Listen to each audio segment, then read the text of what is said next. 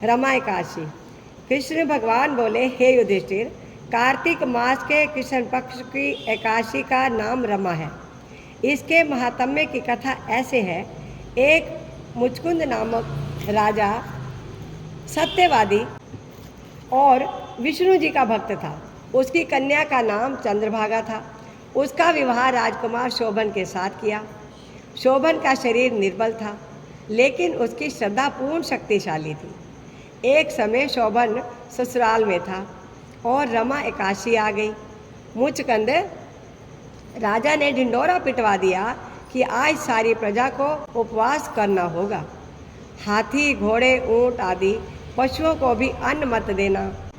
मुनादी सुनकर पत्नी के पास आया और कहने लगा, मैंने उपवास किया तो अवश्य मर जाऊंगा, कहिए क्या किया जाए। पत्नी बोली, यदि उपवास की शक्ति नहीं तो यहाँ से किसी दूसरे स्थान पर चले जाइए। शोभन ने उत्तर दिया, यह बात निश्चित है कि मेरे शरीर में उपवास की शक्ति नहीं, परंतु श्रद्धा भक्ति मेरे मन में पूर्ण है। मनोइच्छा ये शिक्षा दे रही है कि चाहे शरीर छूट जाए, व्रत को ना तोड़ूंगा। अतः उसने रमा एकादशी का व्रत किया। भूखा प्यासा रहकर दिन को व्यतीत किया। कष्ट पाकर रात्रि को भी जागरण करके निकाल दिया। प्रातः होने से पहले ही प्राण त्याग दिए।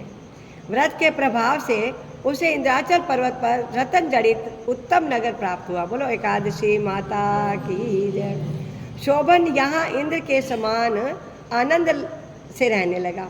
गंधर्व और अप्सरा उसकी स्तुति किया करती थी। एकादशी के प्रभाव से एक समय मुचकुंद नगर में रहने वाला सोम शर्मा नाम का ब्राह्मण तीर्थ करने को घर से निकला।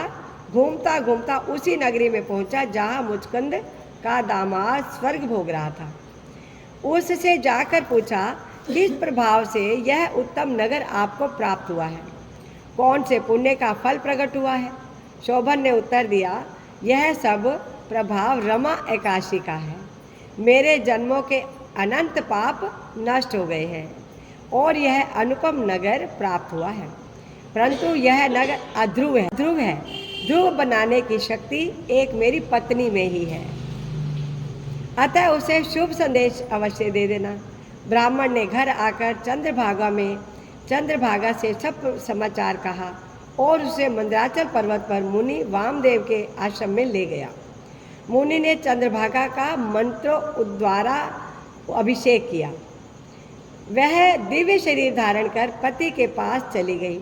पति को कहने लगी, मैं जन्म से एकादशी व्रत रख रही हूँ, क्योंकि प्रभाव से तेरा अनुपम नगर ध्रुव लोक के समान अचल हो जाएगा। इस महात्म्य की कथा सुनने से भी विष्णु लोक की प्राप्ति होती है। यह कथा ब्रह्म वैवर्त पुराण में वर्णित है। श्री गोवर्धन नाथ की जय। बोलो एकादशी माता की जय। कार्तिकेश्वर भगवान विष्णु की जय। सत्य